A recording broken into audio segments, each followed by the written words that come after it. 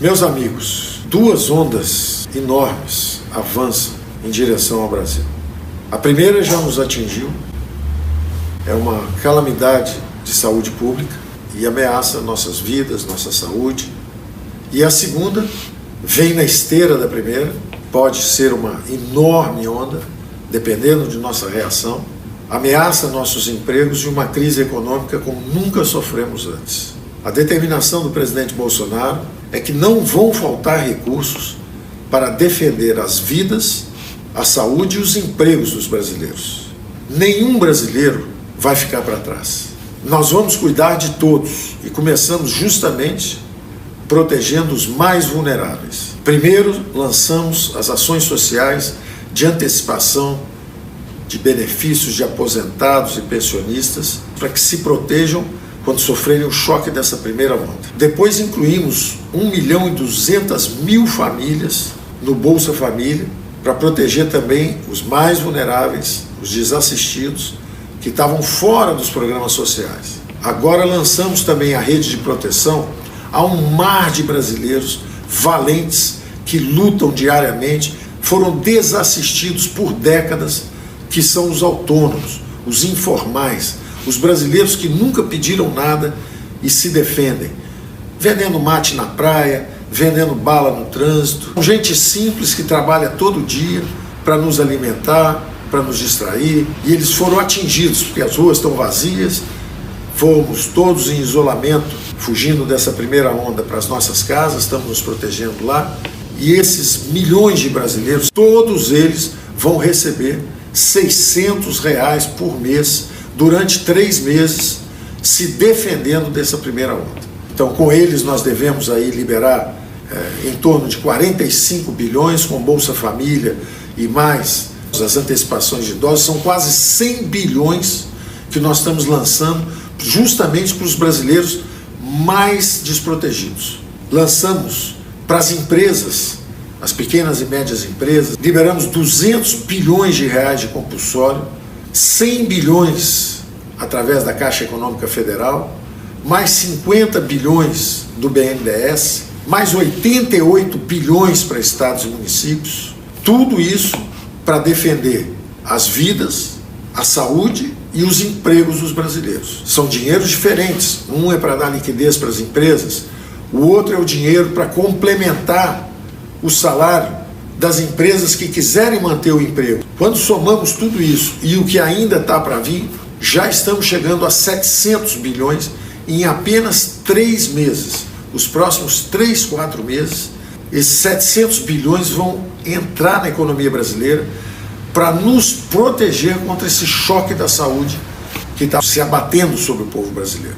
A segunda onda, o presidente acaba de nos advertir e nos alertar. Ele não está de forma alguma diminuindo o problema e a ameaça da primeira onda.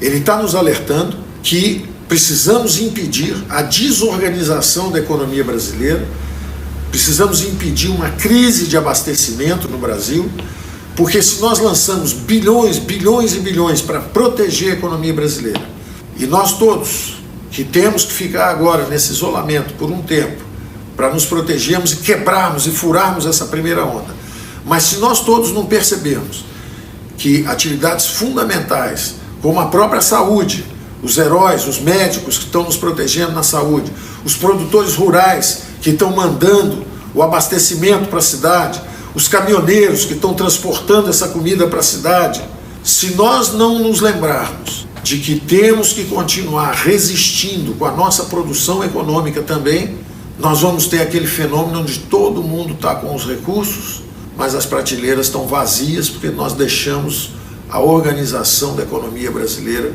entrar em colapso. Então o alerta do presidente é o seguinte: sim, vamos cuidar de nossa saúde, mas não podemos esquecer que ali à frente nós temos o desafio de continuar produzindo. Temos que alimentar os nossos doentes, temos que alimentar a população, as crianças, os jovens. Então estamos seguros de que nós vamos atravessar as duas ondas.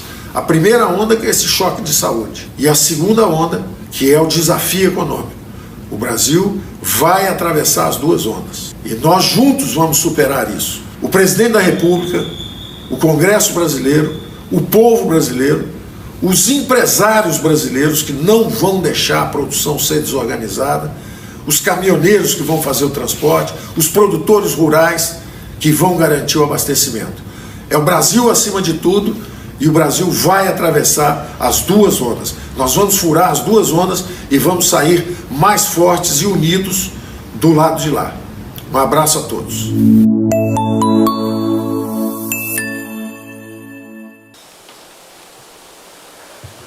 Olá, eu sou Fábio Murakawa do Valor. Eu tenho uma pergunta para o presidente do Banco Central.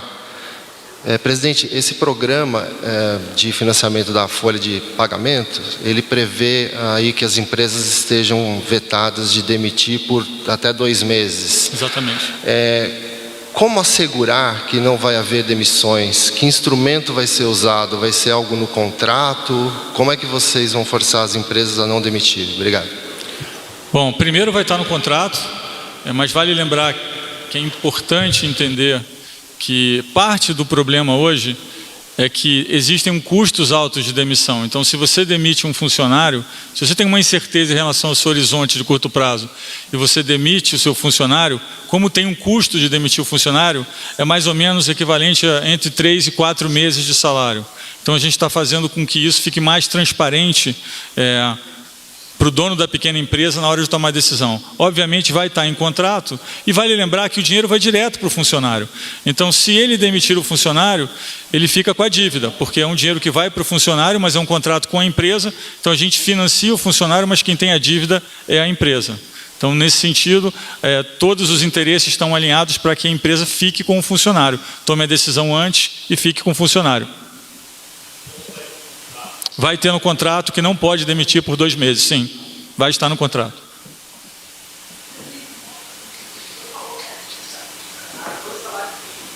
Isso.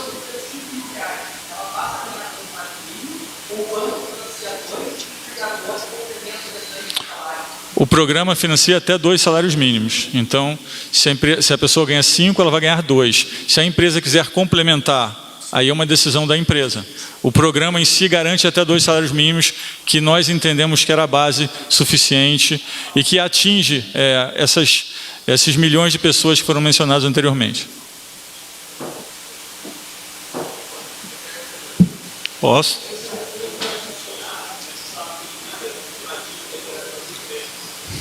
Bom, é uma pergunta muito importante.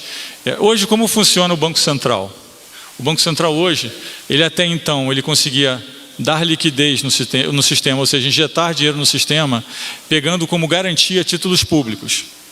O problema é que mais e mais a gente quer ter menos dívida pública e mais dívida privada. Então, nos ativos dos bancos, naquilo que os bancos têm no balanço, cada vez mais você vai ter mais crédito, mais ativo privado e menos dívida do governo. Então, era importante que numa situação de emergência como essa, que o banqueiro ou que o dono do banco conseguisse extrair liquidez da dívida privada. Então, primeira parte é instrumentalizar isso. Então, o que a gente fez? A gente já fez uma medida que já está valendo para debêntures, ou seja, se você é um banco e tem debêntures na sua carteira e precisa de liquidez, o Banco Central injeta a liquidez e pega as debêntures como garantia. Só que nós não tínhamos como fazer isso com crédito. Então, nós estamos desenhando também, foi uma coisa que anunciamos hoje, que o banco pode pegar a carteira de crédito, fazer um fundo e a gente pode emprestar dinheiro, o Banco Central pode emprestar dinheiro para esse banco e pegar essa carteira de crédito como garantia. E aí tem um outro ponto que é, bom, mas o que garante que esse dinheiro vai fluir para o crédito pequeno da ponta? Nada garante, porque o banco é quem toma essa decisão. Então, uma medida que é tomada em vários outros países é o Banco Central vai lá e ao invés de financiar o banco com lastro em crédito, ele compra o crédito diretamente. E essa é uma medida muito potente, porque o Banco Central tem um balanço enorme e pode estabilizar o mercado de crédito aonde o banco não chega. Ok? É isso. Só uma correção. Eu quero fazer uma pergunta.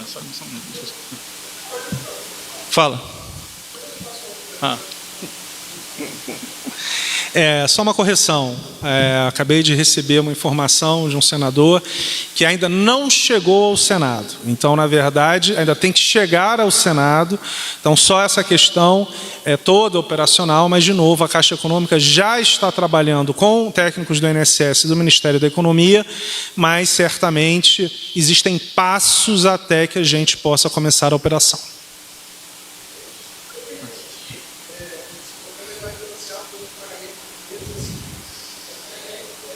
entre 360 mil de faturamento e 10 milhões por ano de faturamento.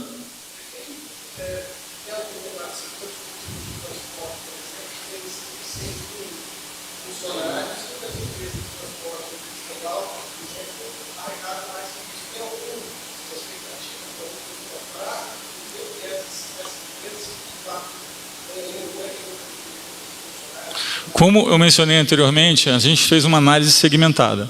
Então, tem as grandes empresas que tendem a ter mais caixa e conseguem aguentar um tempo maior. Tem as pequenas empresas que têm uma necessidade de caixa mais eminente, ou seja, tem um capital de giro mais apertado. Tem as microempresas que não estão nesse programa e que o presidente Pedro mencionou, e tem os trabalhadores informais. Por que nós não fizemos para todas as empresas, fizemos para pequenas e médias?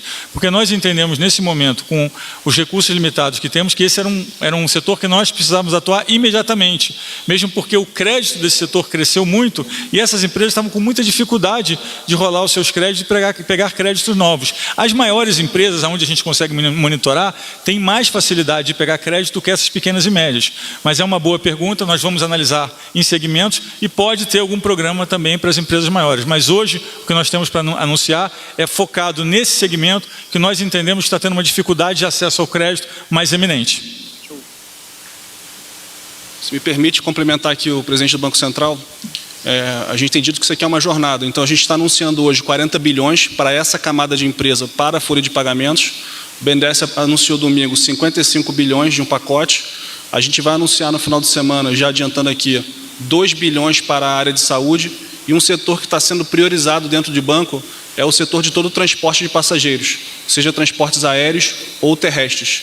A gente espera, já em até 2 semanas, anunciar um pacote completo para as companhias aéreas e estamos discutindo qual a melhor abordagem para empresas de transporte terrestre. Tá? Então está na agenda, a gente tão logo tem algo estruturado e alinhado com o setor privado, vinha público anunciar, mas o setor de transporte de passageiros está priorizado dentro do banco, do Ministério da Economia e da Infraestrutura.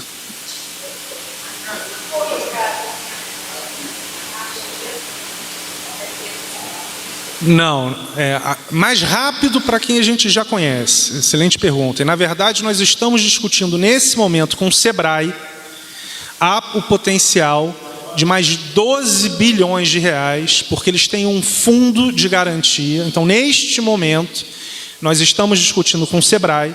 Se a gente conseguir avançar nesse fundo de garantias, nós chegaremos a novos clientes. Mas não, sua pergunta é ótima. É porque é mais rápido para quem a gente já conhece. E como o crédito é pulverizado, por isso é que nós estamos comprando FDICs, na verdade, montando um FDIC dos adquirentes. Porque os adquirentes, eles conseguem chegar também nessas empresas. Então, de uma maneira objetiva, nós queremos ajudar o segmento, seja comprando diretamente, seja financiando quem é o intermediário financeiro, mas estaremos abertos sim, só que demora mais tempo. Ou seja, quem nós já conhecemos é praticamente automático. Quem nós não conhecemos, estamos acelerados, são 26 mil pontos de venda, estamos nos 5 mil, praticamente 500 municípios do Brasil, mas sua pergunta é ótima. Não está apenas para os clientes, mas os clientes acaba sendo mais rápido, mas estamos sim abertos a todos, só que certamente, para finalizar, as pequenas empresas, as microempresas têm uma dificuldade maior, às vezes o quê?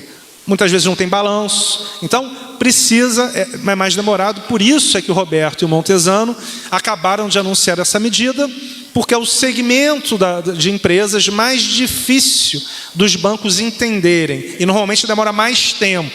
Então, este é o racional deles. Por isso é que a gente quer fazer a relação com a Sebrae, porque o Sebrae já faz isso. Então, quanto mais relação, para finalizar, a Caixa está aberta a várias soluções. Não existe uma solução só.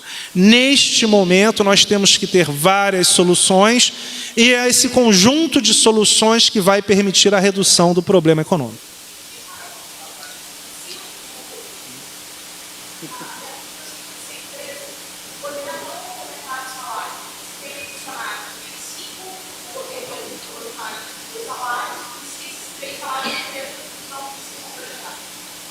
Sim, a empresa pode não complementar. Agora, a empresa vai fazer uma análise se ela quer manter o funcionário ou não.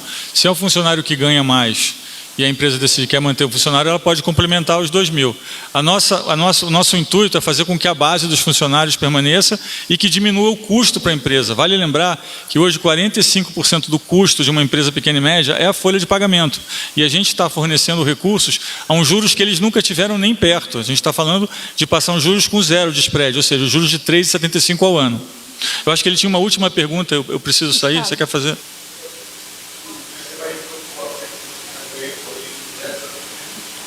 Isso, vamos propor a PEC. Vale lembrar que essa é uma medida que tem um largo alcance, o balanço do Banco Central é enorme, tem mais de 1,5 trilhão, então essa é uma medida muito importante para estabilizar o crédito, é uma medida que só poder ser acionada em cenários de crise como que nós estamos vivendo hoje, ou seja, a ideia não é que o Banco Central tenha sempre essa autonomia, mas que em cenários de crise como estamos vivendo, que o Banco Central sim tenha essa autonomia para fazer esse tipo de operação que nós entendemos que faz o mercado de crédito fluir mais facilmente. Obrigado. Gente, está encerrada essa coletiva. Obrigada a todos, por favor. Obrigada.